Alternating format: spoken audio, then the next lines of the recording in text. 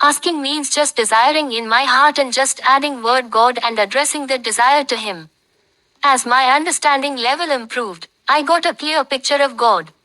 It is like when we read a storybook, we understand differently when we were a child, and as we grow, we understand differently. Which is right. So though we defined God in the part 1 of this book, Introduction. Let us start all over again. Definition of God changed as I grew. The word, God, is a term used to describe a supreme being who is believed to be the creator and ruler of the universe. God is often described as being all-powerful, all-knowing, and all-good. Different religions have different beliefs about God, but there are some common themes. For example, most religions believe that God is the source of morality and that God loves and cares for humanity. Here are some of the attributes that are commonly associated with God. Omnipotence. God is all-powerful. Omniscience. God is all-knowing. Omnipresence. God is present everywhere. Goodness. God is perfectly good. Love. God loves all of creation. Justice. God is just and fair. Mercy. God is merciful and forgiving. These are just some of the attributes that are commonly associated with God. There is no one definition of God that is universally agreed upon, but these attributes provide a starting point for understanding what God is like. It is important to note that the existence of God is a matter of faith. There is no scientific evidence to prove or disprove the existence of God. Ultimately, each individual must decide for themselves whether or not they believe in God. 10. How people searched for God. When I was young, my definition of God is all-powerful. So I started asking for boons.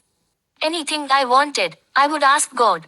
One frequent request is to grant me Maya mantras, miracles, so that I can do what I wanted to do it.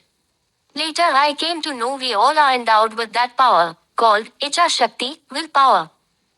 As I grew older, my prayer turned into talking, and one-way talk became two-way communication. Then question arises, how do we know God is listening to our prayer? Since ages all artists searched for God. Painters saw God in the nature. Singers searched in music. In ancient India, Vedas, knowledge from Brahma, had a section called Samaveda, which is dedicated musical way of reaching God.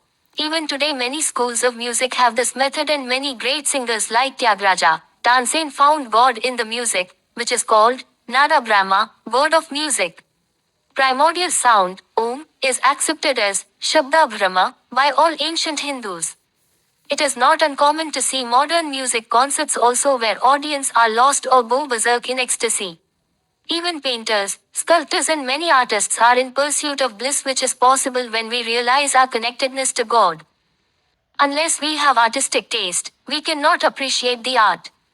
Through the art, whichever form art belongs to, will connect the artist and art lover who has artistic taste. Same way, assume world is like a paint, which connects painter and art lover.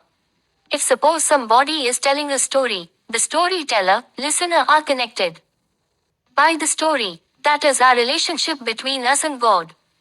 Thus artists, philosophers and many more people searched for God in different ways known to them. Some invented new ways. As God is everywhere in many forms, people found Him in many ways at many places in many forms using many techniques.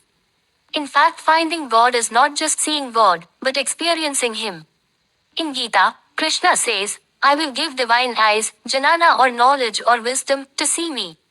Like we cannot see electricity but see its effect as light in a bulb, like a moving blade in fan and a sound in music system. Ultimately we have to understand by our 5 senses and mind to experience God. 11. Does God listen to us? We all have inner voice, which tells us if we are doing something wrong. Some call it conscience, some call it consciousness. Many of us are told what is wrong and what is right when we are wrong.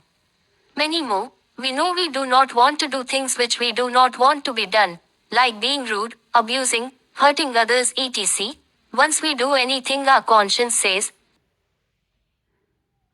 not to do, we may stop many times, but when we're angry or in a strong emotion, we may not listen to inner voice. Sometimes, we get some messages, during sleep, or subconscious. We know that is not our voice or idea. Many scientists reported they had intuition which promoted them to come out with new out of the box ideas which later worked out very well. Whatever we call it name, we or some of us think, it is God who is talking to us or giving us ideas. That is one proof many would accept that God listened to our prayer or problem or suggesting us the solution. But it can be debated or argued.